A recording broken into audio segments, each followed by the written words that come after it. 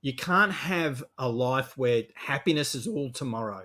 Do this and work this and do that, and happiness will come tomorrow. Well, what if it doesn't? What if something happens to you? So I believe it has to be a combination of some clarity about where you're going and what that looks like for you, but also the awareness, Renata, to be able to celebrate so many of the small successes that bring happiness along the way that I think a lot of people are not noticing now, because it's so easy to get sucked into the negativity that is just floods our social media, floods our TVs, floods our news, floods our advertising. One of the things I teach people is you got to feed your brain positivity deliberately. Hi, I'm Renata Bernardi, and this is the Job Hunting Podcast, where I interview experts and professionals and discuss issues that are important for job hunters and those who are working to advance their careers.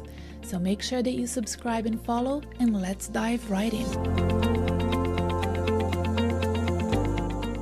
This episode is a discussion with Gary Ryan, the author for Yes for Success. This book right here, if you're watching on YouTube, I'm showing it to you. Our goal is to help you unlock the power of your mind to enable professional success. Gary's new book focuses on explaining how our brain adopts what he calls mental models, and being aware of them as well as learning how to use them is crucial for your professional journey. Whether you are on the hunt for a new role or you're feeling stagnant in your career progression, understanding the deep seated beliefs that guide your decisions is crucial. Gary's insights will illuminate how to navigate career crossroads with confidence and clarity.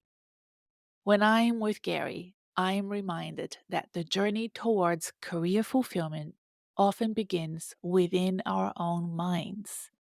By recognizing and reshaping our mental models, we can unlock doors to new opportunities and pave the way for success, a success that aligns with our deepest values. So, thank you, Gary, for empowering us to take control of our career narratives with such practical and profound wisdom. You've been doing this for longer than I have, and I really trust your coaching and I trust your thought leadership. I hope that you enjoy this episode. Let me know what you think. Remember to follow us wherever you found us, and for ongoing career support and great guests, you can also subscribe to my newsletter. The more people on my newsletter, the bigger this project becomes. And I am so proud to say that we have thousands of professionals now signed up for the newsletter. It means that you will never miss a new episode, and you will always be reminded of your career plans and the fact that you need to be investing in them and developing them and working on them, carving out time for them throughout your career. So you can find the link to sign up to the newsletter in the episode show notes. Without further ado, here's my conversation with my friend, Gary Ryan. Gary, I feel so bad that we're recording today because it's such a special day for you. You received many boxes of your new book, and here we are. Yeah, I feel like I'm between you and a glass of champagne. Well, that's going to come a lot later. I've got it because the whole lot of that first order are all sold. So Really? I've got to get them out. So we've got more ordered, Oh, that's which is fantastic. great. That's great. Yeah. And who bought your book so early in the piece? Are they corporate clients that are buying for their employees, or are they just individuals that are buying for themselves? So 60% are corporate clients that have bought it on behalf of teams, Okay. and which is not really what I was expecting, but delighted Yeah. about. And the other 40% are individuals that have bought it that way. Now, you mentioned that you got a copy. Did you get it through Amazon? I bought it in Amazon, and the reason why I bought it using Amazon is because I have a feeling, and I could be wrong, so correct me if I'm wrong. If you want to write a review on Amazon, you have to buy it on Amazon. And I wanted to do that for you. Yes. That's my gift to you. Yes. Yeah. Well, it's a great gift because that's already there and it makes a big difference. So, I mean, Kindle's cheaper. I don't know if you like Kindle I versions didn't though. have So, access to Kindle. I had the option of a hardcover or a soft cover. not with Kindle as well. No, but remember, it's not the first time that this happens. Maybe there's something wrong with my Amazon because when you launched your last book, the Leadership Matters book, I also had trouble buying Yeah. it. So I think it might be, could it be Interesting. my Amazon? Because my Amazon is all over the place. Sometimes I access the UK Amazon, sometimes I access the US Amazon. So it could have been that I was in the wrong Amazon platform. So, not Australia. You don't go Oh, through no, I .com.au. do, I do. I just don't Yeah. Yeah. remember which Yeah. one I used to buy your book. Yeah, because Amazon had my book up until yesterday in three different spots, or was it 2 days ago? It was very recently. Had it in three different spots. They weren't together, Ah, and I'm like, oh no, they need to be together. So I contacted them, and within less than 12 hours, they put them together that I could see. So I'm like, yay, they've got them okay. together. But okay, because the Kindle version's been available for probably nearly a month now. Oh, okay. But I don't. Yeah, but I don't know who gets Kindle. Uh-huh. Yeah, it was the 9th of October. Yeah, it was actually, it's a month now because it was the 9th of October when we launched with Kindle. But then I had some delays with Ingram Spark because they're my global distributor for the book that's purchased through anyone other than Uh-huh. me. So I don't know who the purchasers are. I don't know how many there are. There's like a 6 month delay before I get the data. Yes. Oh, that's so Yeah, interesting. and One day, Gary, one day we're gonna sit down, you're gonna teach me how to write a book. I'm not there yet. I'm just well, too lazy for that. that's not true. You are no way. You would have an It's awesome a book, different Terry. way of working that it's too long form for me. I don't have the patience for it. Yeah, but what if your book was just a collection of your articles Yes, that you're already that would work. That um could work. you would have easy 150 pages worth of if the top 50 articles or posts or whatever you want to call it with a slight amount of tweaking, Yeah, you've got the book's already there. I know. I really Because I think a lot of your audience would love to see that in one resource, just quietly. Yeah, no, you're probably right. I just don't want to do it myself. I'll probably have to get a research assistant or somebody to just compile and curate all the work that I've done, all the transcripts. That person's in Upwork just waiting right now for that True. job. They're there. They are. You know they're there. They're just waiting Uh, for it. You obviously, and I did experience some hiccups this time around with Upwork. Do you use Upwork? No, I don't. I have been very lucky and fortunate to hire people in the Philippines to work for me, and I keep them forever. So I've been working with Estella since day dot, really. I hired her Yeah. on, if anybody is interested, and we're keeping this audio. I'm not sure what we're keeping at, but we hired Estella in oh gosh, 2019, I think it was. And listen to this, Estella, who now does all my Facebook ads and all my ads, she had worked at Accenture. She has an engineering degree Hmm. and wanted to work Yes. from home so she could raise her little girl. And I'm like, yep, let's work. And then after doing EA work, she would do everything. She said, no, I really just want to do Hmm. Facebook ads. I want to have other clients. And I'm like, of course, that's your Mm. professional goal. I'll back you up. So she now has several clients and I'm one of them. Then I hired Camille, and Camille has been with me 2+ years now, and that's what I do. But I would probably need to find somebody at Upwork to do that research work. Yeah. Yeah, I'm not sure what you pay in the Philippines, but Upwork's not Mhm. cheap. Like it's not cheap. It's not like Fiverr because it is. It catches me every time because it's in US dollars. I often end up hiring people that are here in Australia, I didn't even know that as it Fiverr turns was out. cheaper than Upwork. That's how ignorant I am. Yes, yeah, Okay. yeah, but the quality's not the same. But I did get someone in Upwork this time, which had never happened before, that accepted, would like up front look fantastic, accepted this job, and then but they wouldn't. So they verbally, like, sorry, they written, it's all sort of messenger stuff. They had messaged and accepted the job, but didn't accept the job inside Mm, Upwork. Yeah, and hadn't accepted the offer, which is what it's called. yeah. And I'm like, you need to accept the offer. That's how this works. It protects us both. Oh, yeah, I forgot it. And this went on for 3 days. And then I did some research on Upwork's offers not being accepted as to question mark why. And I saw online people use it to avoid bad feedback when they accept a job that they can't do. And they're buying time to research it to then do it if they Right. can, but because the milestones you've set, so in this case, my milestones were getting passed and missed, Yeah. but because they hadn't accepted the offer, I can't give bad feedback on a milestone that didn't actually exist. So they're manipulating the I system. see. Yeah. So I sent some feedback to Upwork about this particular Mm-hmm. person for doing that behavior, and quickly worked it. So I had to fire them. Well, I didn't really fire them because I never Of hired them, course. but I had to go back to the market and find And someone. what sort And of person were you looking fortunately, to help you with? What was the work? the work was, so the person who created my cover Ah, wasn't able to produce the cover in a format that Ingram Spark would I accept. see. Just couldn't do it. And I was helping this person out by giving them the task of the cover Yes. design. They've had a bit of a hard time, blah blah blah. And they came to me and said, "I'll do your cover." And I said, "Do you really know how to do it?" I go, "Yeah, I've never done it before, but I'll learn." On blah blah blah. And Yeah, I took a bit of a risk, and it bit me a little bit, but they still did a great job. But in the end, it was just causing delay after delay because they couldn't I deliver. see.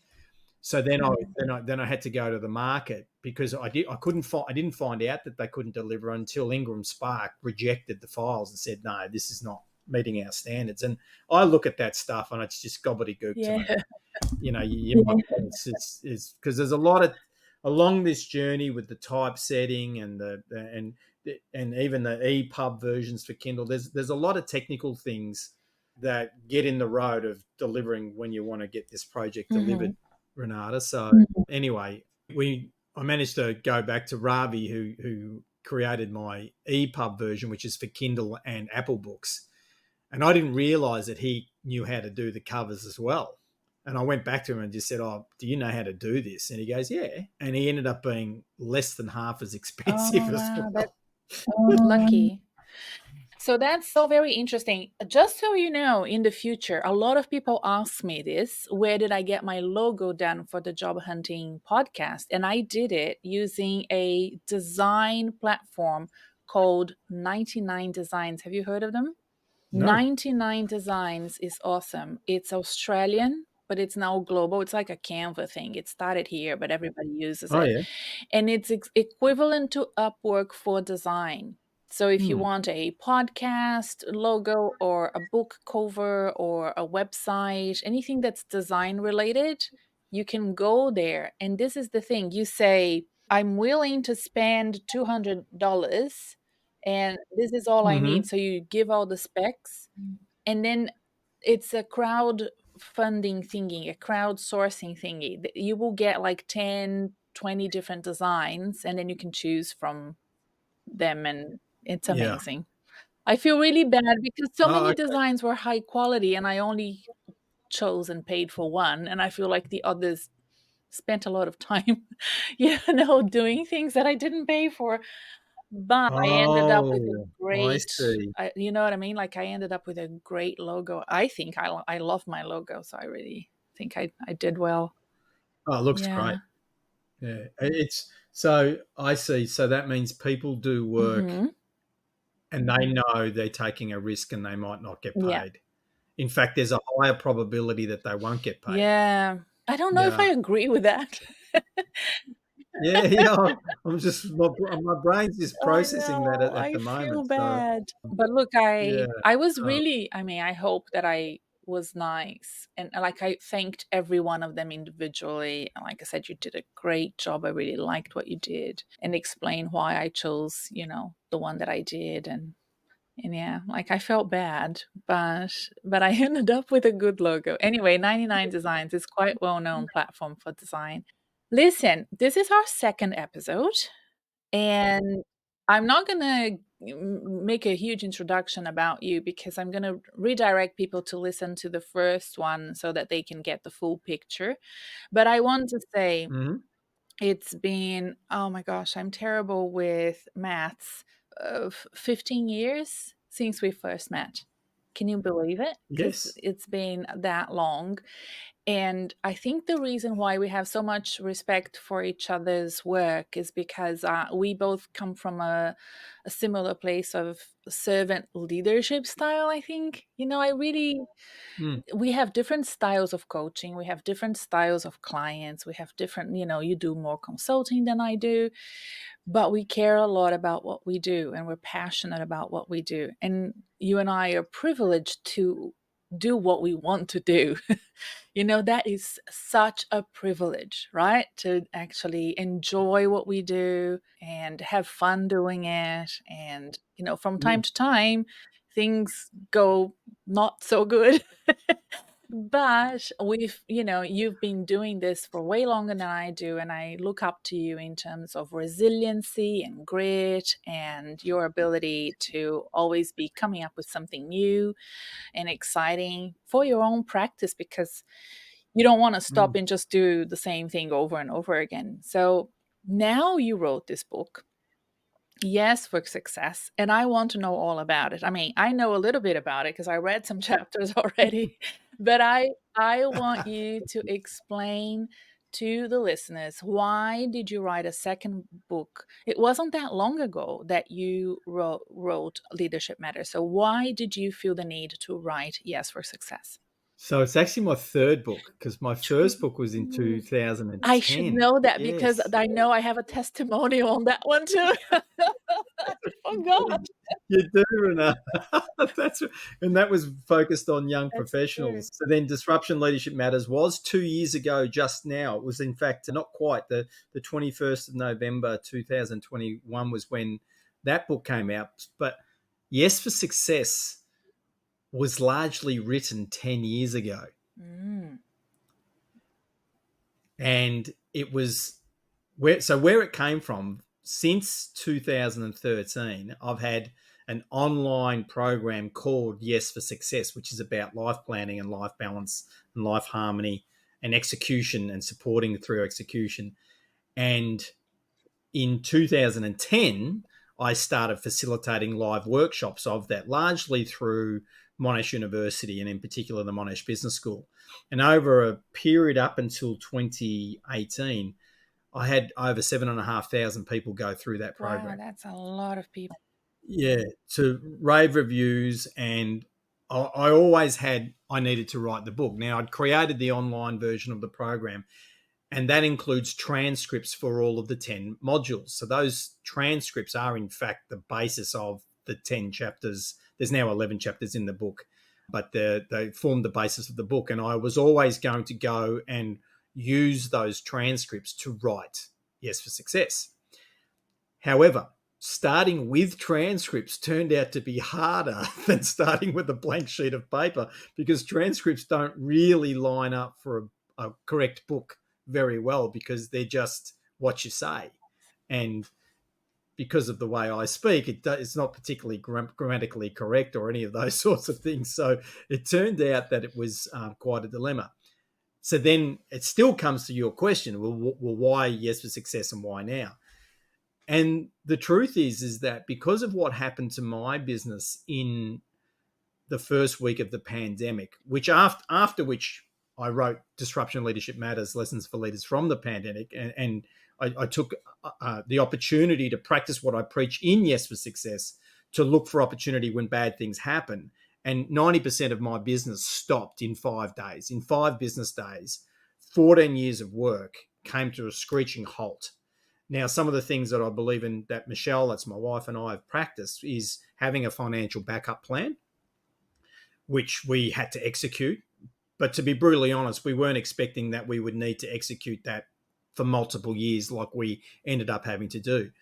And I had to go back to practicing exactly what I preach in Yes for Success to get us back from the brink, so to Yes. speak, and to, lead our family through that challenging time. 7 people living in the same household through the pandemic, young adults through to, not quite teenage, still in their single digit age group.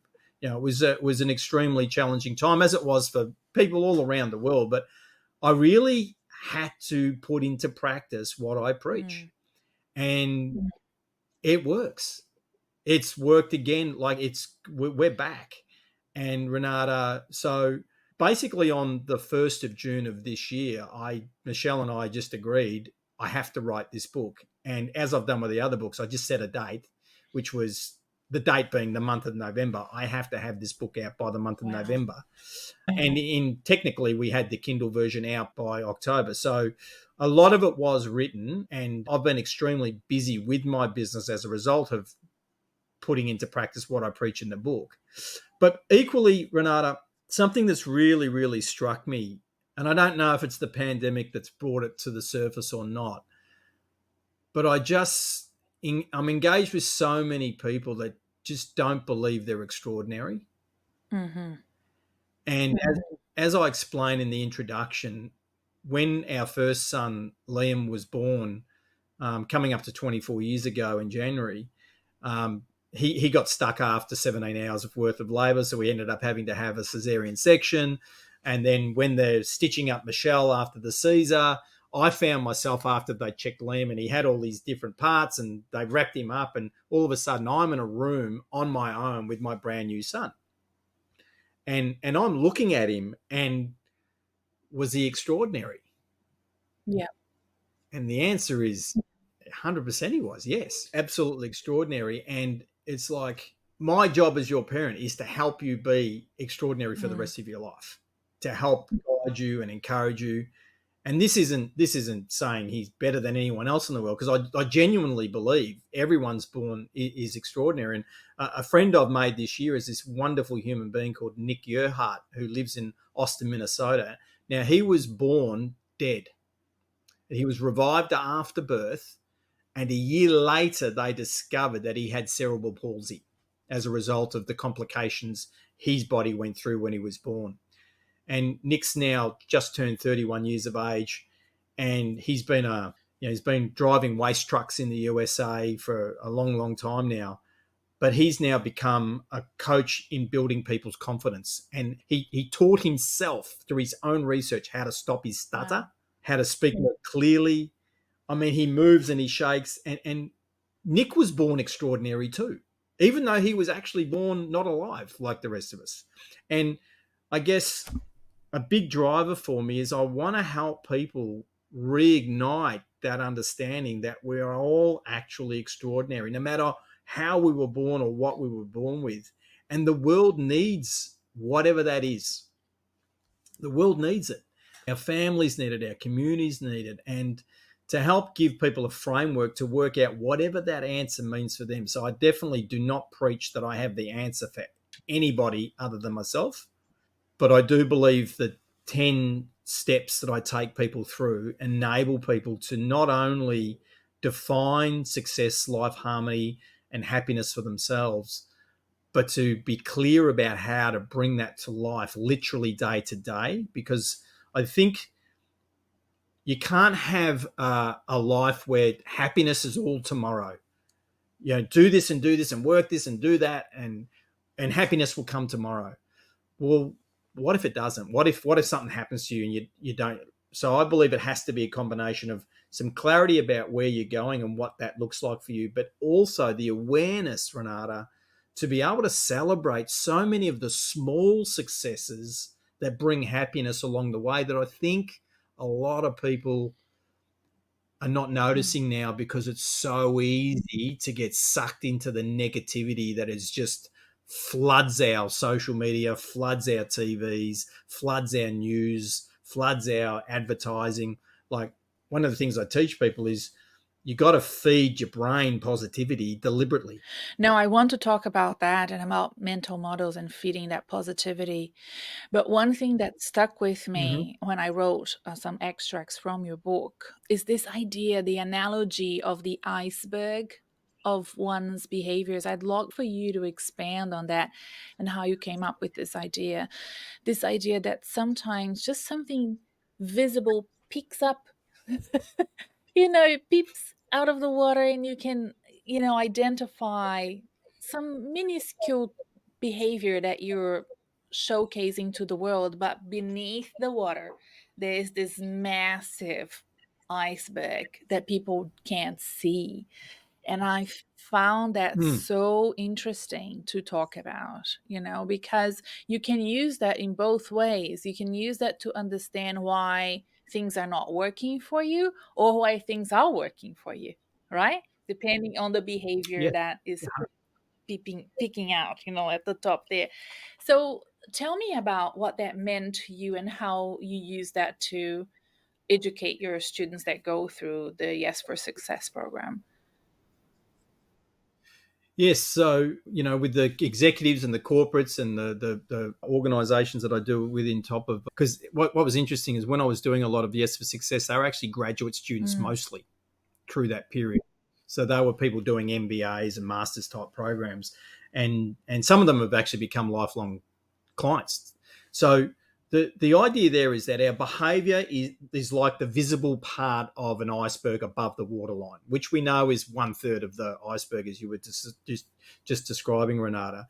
But below the waterline are our mental models, our theories about how the world works. And those theories have come about as a result of our upbringing, our nationality, our religion or no religion, our schooling, whether we've traveled or not, our experience of leadership and our organizations and community and trauma and all these sorts of life experiences contribute to whatever our mental models might be.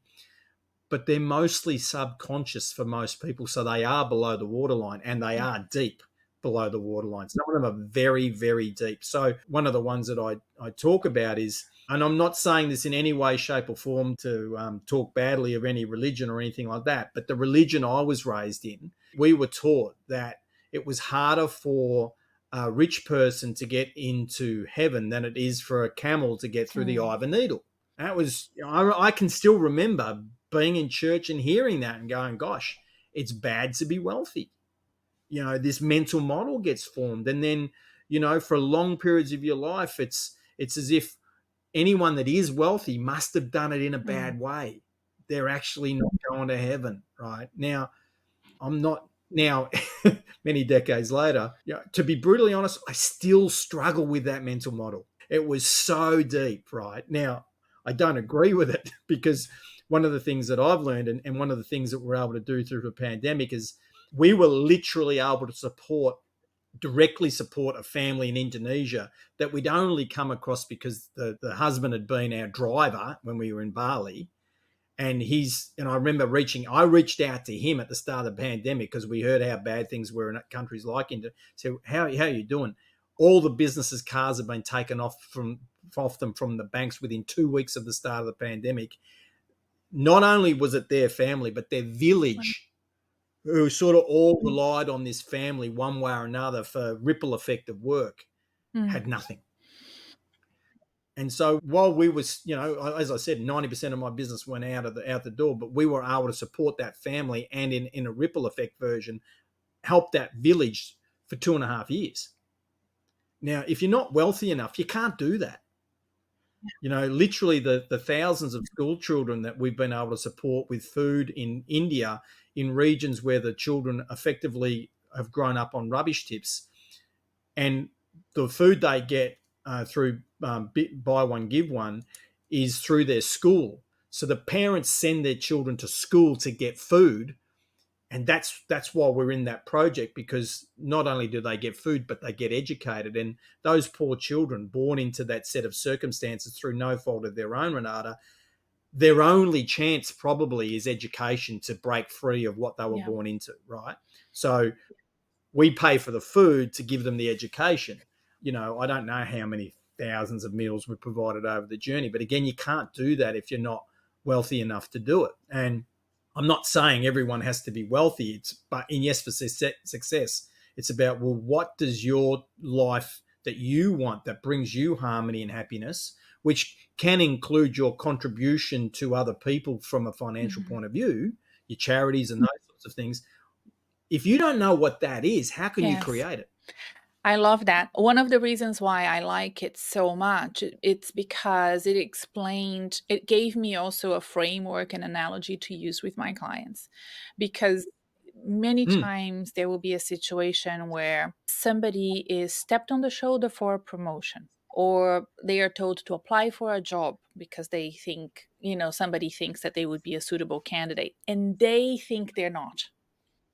Right? Or mm, a different situation is when they are made redundant. Like, unfortunately, quite a few of my new clients, we're at the end of 2023 as we're recording this. End of year is usually redundancy time. And I have a few new clients that have been yes. made redundant. And they react very differently from each other. As I'd say that the most common reaction is one of grief, anger, Mm, sadness, destitution. They feel like they've been left behind or kicked out of their mm, tribe, and they show that behavior as they approach recruiters for other opportunities. And we need to sort of work on that behavior and understand the iceberg that lies underneath before they go to market, right? So you've given me this great metaphor that I can use to talk to people and say, all right, this is what you're showing. I want to understand why you're showing that behavior. So that's a great way yes. of starting a conversation with them. And then I want to talk to you about those mental models, right? And why they're so crucial for professionals, especially the sort of professionals that listen to this podcast, who are usually at a crossroad. They don't know if they want another job, Mm, if they want a better job, if they want to maybe career change and do something else. When you are between opportunities, between jobs, it gives you chance to think about what you want in life, right? And the mental models are mm. hugely influential in people's ability to take risks, their risk appetite and their abilities to, maybe do something that they've always wanted to do. Will they have the courage to pursue their dreams? What do you think about that, Gary? I'd love to hear your views. Well, this is again a large reason for why I've written Yes for Success, and people have to start with assessing their mental models. And the work that you and I do is we literally help raise the iceberg out of the water so you can look at your theories. And it's not about whether their theories are right or wrong; it's, are they useful? So if someone says, I really want to do this over here, but, and then they've got this whole list of buts, well, all those buts are just mental models that are actually forming resistance. So I also talk about this concept of resistance, which is stopping them, and they're allowing it to stop them. They're stopping themselves. No one else is. They're stopping themselves from having a go at creating what they actually believe they want. And so what I want to encourage people to do is get focused on what you want and unpack your mental models, work out the theories that are really just getting in the road. And one of my heroes, Chris Ardress, he says that real learning is when you shift or change or adopt a new mental model, a new theory. That's what real learning really is that you actually recognize, I have this theory that was not working for me. Okay. You know, I'm working with someone at the moment that is absolutely certain in their own mind that they don't get an endorphin kick from goal achievement. Hmm. And so that's why I don't really have goals. And yet when we unpack their life, there's been goals all along. But because of their mental model about what they think other people are getting when they achieve a goal, that somehow they think they don't get it, that therefore goals aren't relevant for them. And then this person's a parent. I said, well, what are your goals for your children? And they said, what do you mean? I said, well, do you want your children to grow up and end up in jail for the rest of their life? And they said, no, of course not. I said, do you want your children to be healthy? Do you want them to have careers in whatever they want to be having careers in? And they said, yes, of course I do. I said, well, that sounds like a goal. So what are you parenting now in a manner that will help manifest that for them? Because it doesn't start when they turn 18. This starts when they're born. Yeah. And one of the couple of the other reasons why I wanted to write Yes for Success, Renata, is not just for the actual reader, but certainly for parents, for them to have some clear strategies about the sorts of conversations they could be having with children of all ages. And particularly understanding mental models, because what if you could influence the mental models of a child that you're the parent of now that will hold them in good stead throughout their whole life, particularly in the social media age where there is potentially so much praise but also so much criticism, right? And equally, people might know people that are literally floating along or lost and they don't know how to help them. Well, part of the reason why I wrote Yes for Success is to give some people the tools to be able to have conversations with people that might be floating along or lost to actually help them. And again, understanding mental models. And it's fascinated me, Renata, how many professional people. I was just in a meeting just last week with 4 people who are doctors, got PhDs, who'd never heard of the concept. And I was quite surprised. I said, have you got a different name for it maybe? Have you've heard of it? And they just said no. I was like, okay, let's unpack it then. This is what it is. It would be a good idea to unpack it here as well then. So what are mental models? Do you have like a framework with different types? Is one better than the other? How do you help people navigate if a mental model is getting in the way of them achieving success or happiness? How do they navigate out of that? So there was a couple of indicators for what mental models might be. And the first one is your behavior, what you actually do. Your behavior is indicative of your mental models. So if health and fitness is important to you, you're probably taking action around your food intake and your physical activity. You're probably doing work on your mental health, and you're probably doing work on your spiritual health, however you might choose to design that. That would be observable and recordable. Yeah. Now, you might not be able to verbalize your theories until you hear an episode like this. But if you're doing that sort of stuff, you have got a theory of some sort that tells you to do it. So, for example, when people turn up to a voluntary program of any sort, which I think some of your sessions, for example, people can voluntarily turn up initially. Yes. Is that right, Renata? Yeah, yeah. So those folk are displaying through that behavior of turning up, when we both know lots of people register but then don't show up, right? So, and certainly in some of my clients, like the universities, where they are paying on behalf of the students and the students register, but then only a third of them turn up, the ones that are turning up are showing a shared mental model that they believe that whatever advertising they saw, that this was going to benefit them in some way. There's a theory there, a mental model that this session in some way is going to benefit me, and that's why I've shown up. Does that make sense? So your behavior is a very strong indicator for your mental models. The second one, which is not as strong but quite strong, is your language, particularly your self-talk.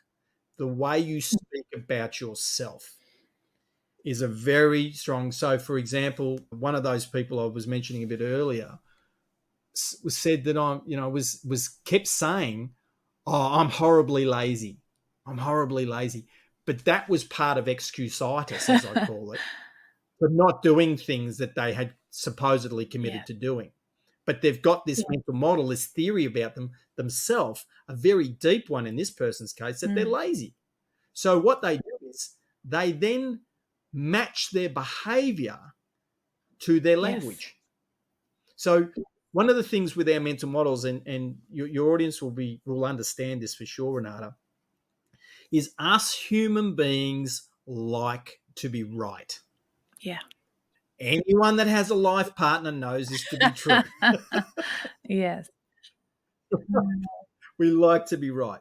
So what we do is we go and seek evidence or create evidence for ourselves that matches whatever our mental models might be.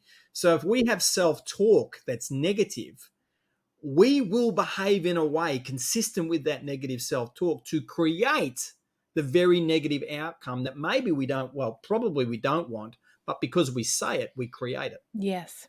Gary, that's fantastic. I've been thinking a lot about this very thing because of the work that I do, right? So the language, in fact, shows up and denotes or correlates to your mental model in the way that you write your cover letter for your job application, in the way that you talk about yourself when you're answering interview questions, in the way that you walk into an interview and walk out, and what you say as you walk in and you walk out. Those are like important touch points. And when I do interview preparations with clients, when they book consultations with me or when they work with me ongoing, that's usually what we work on, right? So in a way, if it's a consultation, we kind of have to re-engineer that, because I don't have the bottom of the iceberg to look into, because it's only an hour, right? Like, but I know it's That's not going to right. get them the job if they use that language and if they approach with that attitude.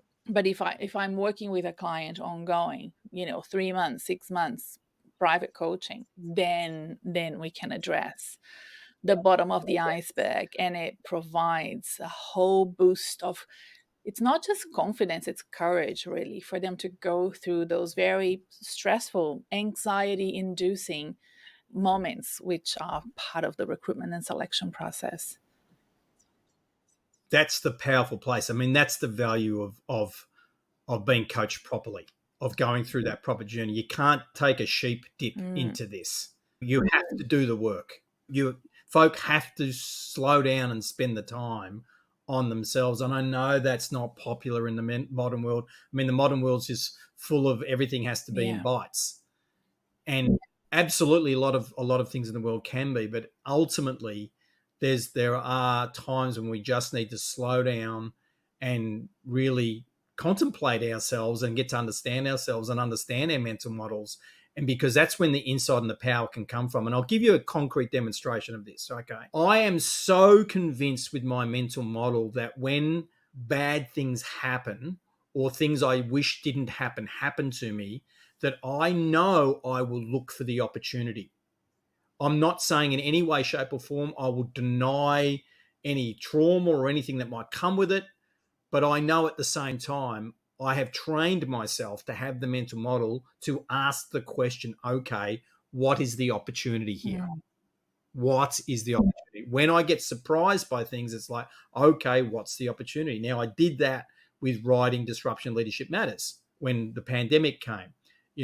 Again, the opportunity for the book. In fact, also when I was talking with a lot of people, in fact, giving away copies of Disruption Leadership Matters to parents at the local junior football club where we've been involved for 15 years. But because of a hip replacement surgery, I hadn't been there this year. And I went to give it away, and the club president was happy for me to give it away. And I had 50 books that were given to me for free because my printer had made an error, and as a result of fixing the error, which was great of them, I ended up with 50 books that I didn't pay for. So I'm thinking, how can I give them away? And I'm at the club, and the president's, bookended me really well after the coaches have spoken about the children. There's 350 people there, lots of mums and dads. I'm not a bad salesperson, Renata, but I couldn't give away 50 books. I could only give away 32. And parents were standing there, good people, like standing there with their children, saying out loud, remember, mental models are reflected in our language. Gary, this sounds really interesting, but I don't read. Gary, this sounds really interesting, but I don't read. And my then 12-year-old son, his jaw was like this. He's looking at me. What? They don't read? And I'm also thinking, particularly for the men, because I know this to be true with conversations with them, I know you read your betting app. So I know you read, right? So, I didn't want to, of course, I was respectful and I wasn't going to say anything in front of their children in any way, shape, or form, or, try to push them to take a book. So it's literally a 5-minute drive home, Renata. And on the way home, I'm like, all right, that was a surprise. That's not how I expected that to go. I didn't expect to have 18 out of 50 books still in the box. What can I do? And straight away I thought, you know what? They're not telling me they don't read. Of course they read. What they're saying is they just don't read a physical book.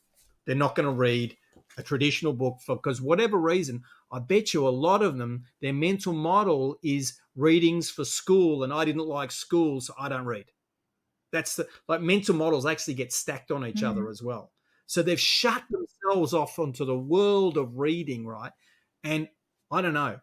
If you know people like I have in my life who could not read as an adult, who would give anything to be able to read, you would never say I don't read. Anyway, so that's the, so then I said, well, actually, I own the Audible and the Kindle versions, but I also own my own ebook and my own audiobook versions that aren't Audible and aren't Kindle. I can give them away for free. So what if I give that book to them for free? For the people at the football club, the people that had said that they don't read, Renata. And then immediately my brain went with this idea of what's the opportunity. How many other people in the world think the same thing? Who maybe scrolling and reading won't feel like reading, or listening won't feel like reading. Why don't I just give away 10,000 copies? And as we record now, people in 21 countries around the world have taken up that opportunity. So you've given away the Kindle version or the Audible version? What did you give away? I've given away my ebook version that's not Kindle, and my audiobook version that's the same quality, in fact the same files, but not Audible. Okay. It's, people can actually upload it. So we can have a link in the episode show notes if anybody wants. Yes, they can. They can get that as well. I've already given them a link. I remember we discussed this maybe last year, but I'll do this. I'll do it again for this episode for sure. Well, that free one has only happened this year. That only happened. So that would have been a year after our previous conversation, Renata. So, but again, that's just clarity of mental models, and I'm happy for people to get that for free. So you're basically saying that you take the feedback and you come up with alternatives, and you come up with options, and you come up with better understanding, instead of sort of shutting yourself out to the world and receiving feedback as negative. You say, okay, what is this telling me about the world, and how can I reach out in a different way? Is that what you're saying? Yeah. Yes. And how do I need to adapt? What do I need to do differently? Like, that's a set of mental models, though, for me to take that attitude. So you could imagine, despite having spent 14 years on my business, when 90% of it walked out the door at the start of the pandemic, and then 6 weeks goes by and 8 weeks, and then things start trickling back in, but it's nowhere near where it was. The pressure to, well, do I just go get another job? So when something quite large happens like that, what happens is our vision gets tested. Now, my answer to that question was, no, I don't want to get a job.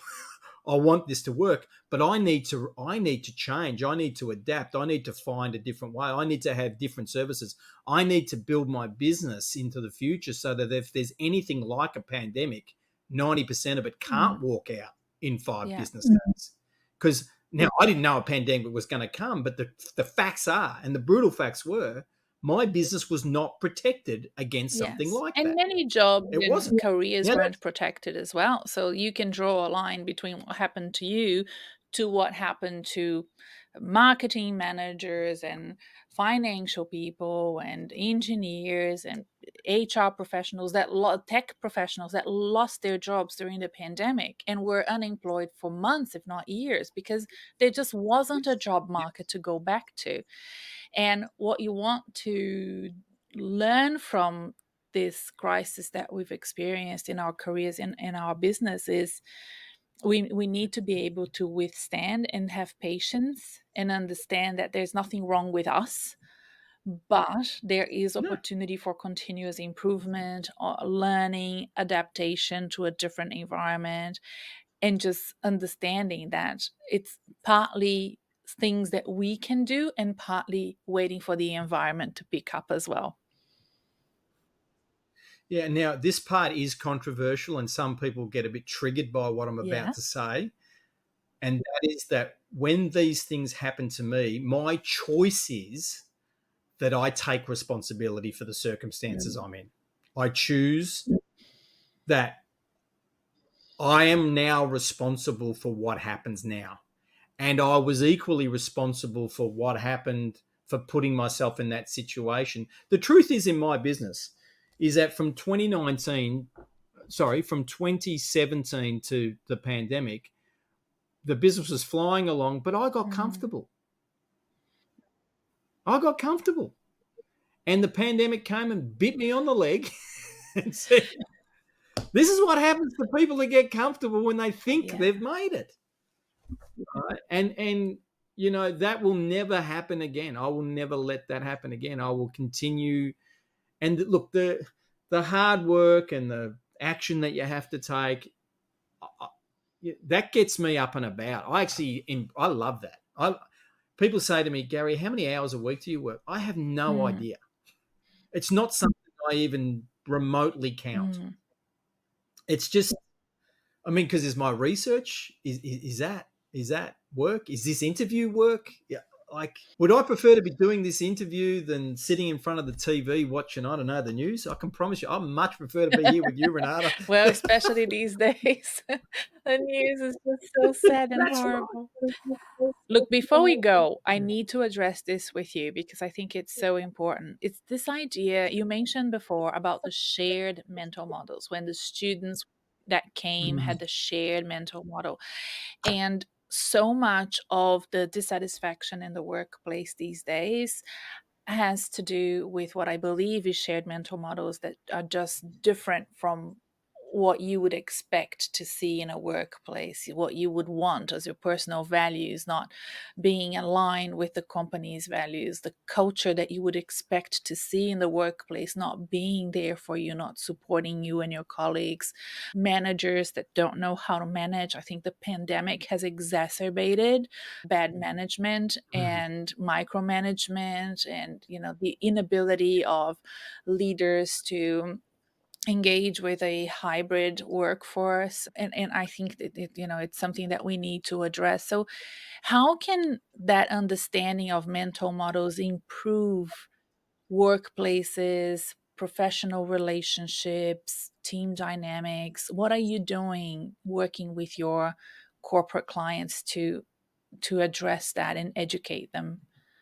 Well, we have to do the work, and this is what I spend. I'm very fortunate. I get to work with large teams, whole groups of leaders, and it's around this idea that it's not possible to not have an organizational culture, right? So if you're going to have a culture, no matter what, is it better to have the culture that just happens to be there, or is it better to have a culture that you deliberately and collectively create? Now, the answer is pretty obvious. The one you collectively, deliberately create is going to be better for everybody than the one you just happen to get. Now, what that means is you got to put some time and effort in with the people, with the leaders, to talk about, well, what does that culture actually look like? And what are some fundamental shared mental models, shared policies, shared procedures, shared structures that we need to put in place to enable that culture to be manifested? And unless you do that work, you will actually get the culture you just get. And that is causing insurmountable damage to people in the workplace that you would witness in your work. And I certainly witnessed it in mine. I mean, it's extraordinary that we have a circumstance where the average age of a leader being trained as a leader is nearly 47 years of age now. It used to be 42 in 2012. It's actually gone up. And that's through research through Jack Zenger and his business partner Folkman with Harvard. And it's just outrageous that people are leading, because they're still leading in their early 30s in many cases. And obviously that's an average. So people are often, got formal leadership roles well before that. But we still have this underlying mental model structurally, Renata, where the only way I can earn more money in many instances is to become a manager. When that's wrong, it's wrong for me and it's wrong for my skill set. But in the ever increasingly expensive world we live in, people need to have opportunities to earn more money. And so we have a structure in place. Now, human beings, through their mental models, have created these structures. Human beings did it. No one else did it. We invented these structures where the only way you can earn more money is to become a Mm-hmm. manager. Why can't we? Now, there are organizations that are doing this, but there's still few and far between, Renata, where why can't we pay people for their value of their technical skills if that's what they've got? And why can't we pay people for the value of their people and leadership skills if that's what they're bringing to the table? Why can't they be the similar or the same? And why can't people have people reporting to them that earn more than them? Why does it have to be the other Yes. way around? Like, Well, funny story for it's you. I have 2020. clients all over the world, and I have clients mainly in the US that when they start a new job, they have this amazing onboarding situation where they are offered mentoring to progress internally in one of two ways. You can either progress and become a team leader, a manager, and take leadership roles where you would be responsible for other people, or you could go down the path of being promoted for your expertise and you would become more of an Mm. expert in your field, not necessarily managing people.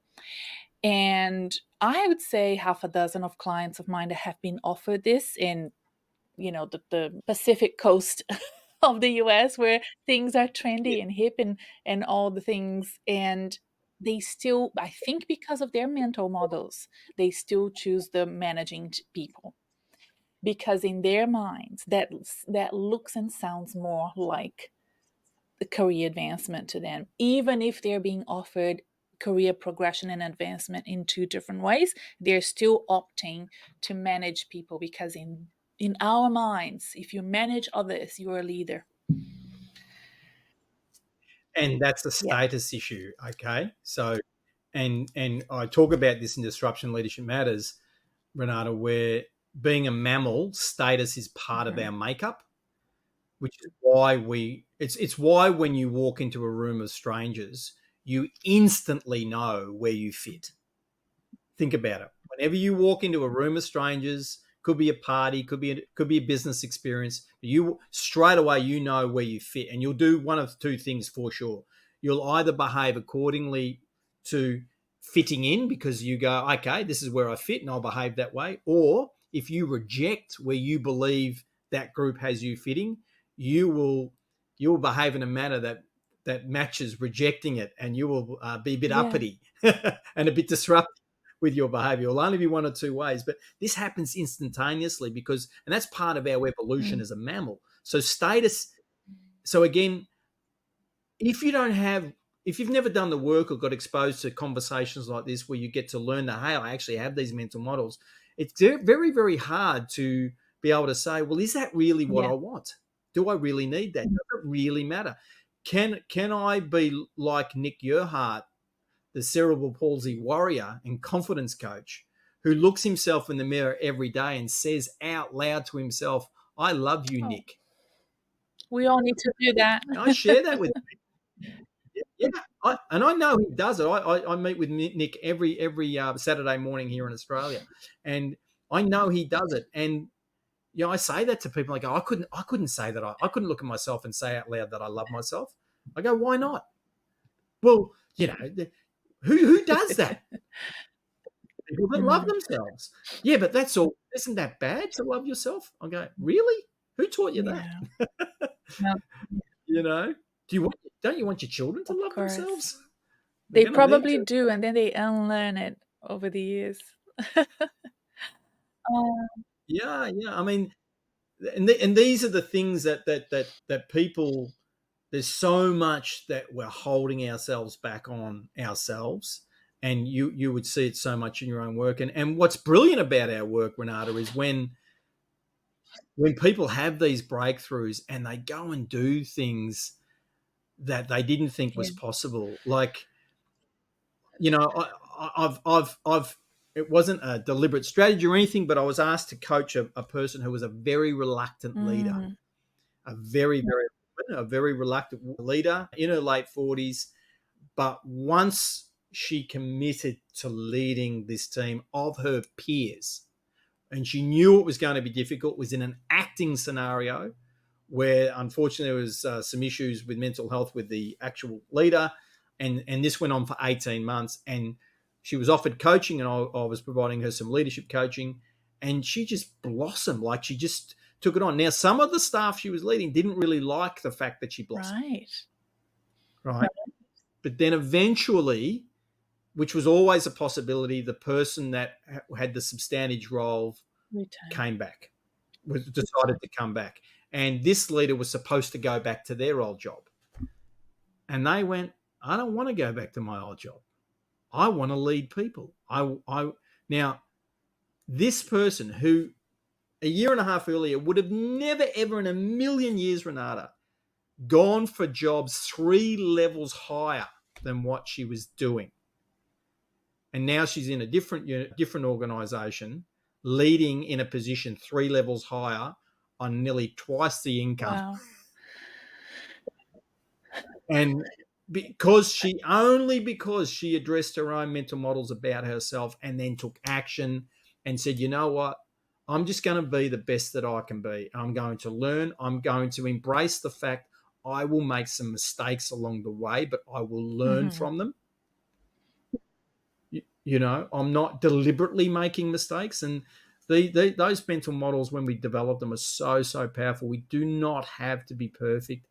And everyone is learning. And just on that last point is, too many people in the workplace, from my experience, Renata, give up responsibility for their learning to their organization. And the bigger the organization is, and largely the better the organization is at developing people, the more people tend to give up responsibility for their own learning, which sounds like that's not a problem, except for when it becomes a problem, when they get that redundancy letter.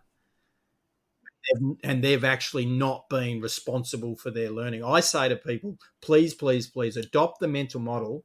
Like anyone listening right now, if you're not doing this, please, from today forward, please do this. Adopt the mental model that you are 100% responsible for your learning. You be proactive with your learning and take anything your organization gives you as a bonus. And good organizations will give you fantastic bonuses.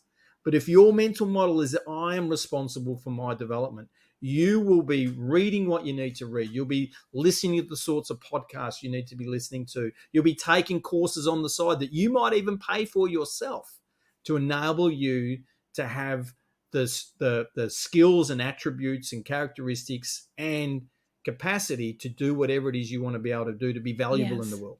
Yes, now that's a great way to end this conversation. I wish we could go on forever, but I think that reading your book will make my job so much easier. You know, if my clients read your book, if the listeners of this podcast read the book, because the Job Hunting Podcast exists to educate people on the importance of what you just said, taking control over your learnings. You know, I would expand that to taking control over your career, your professional development, your career advancement. It belongs to you. It does not belong to your employer or to anybody else.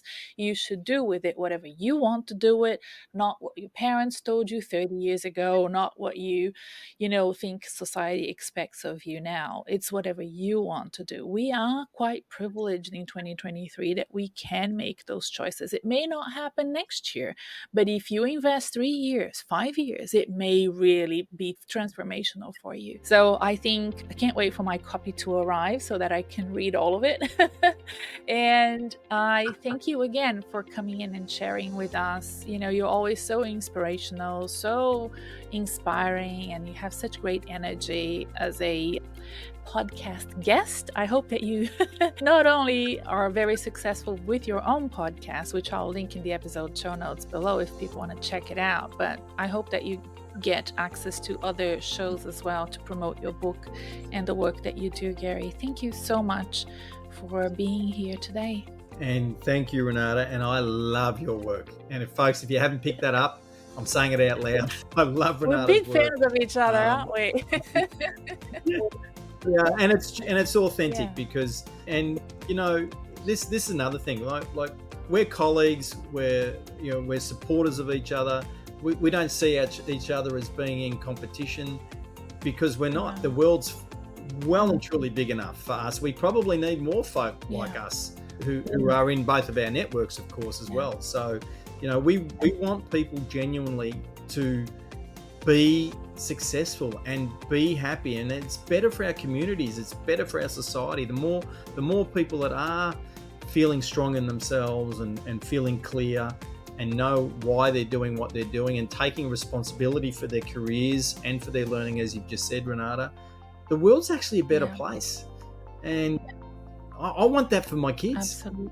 So there is a selfish reason. Me too. All right, my friend. Thank you so much once again. No worries. Thank you.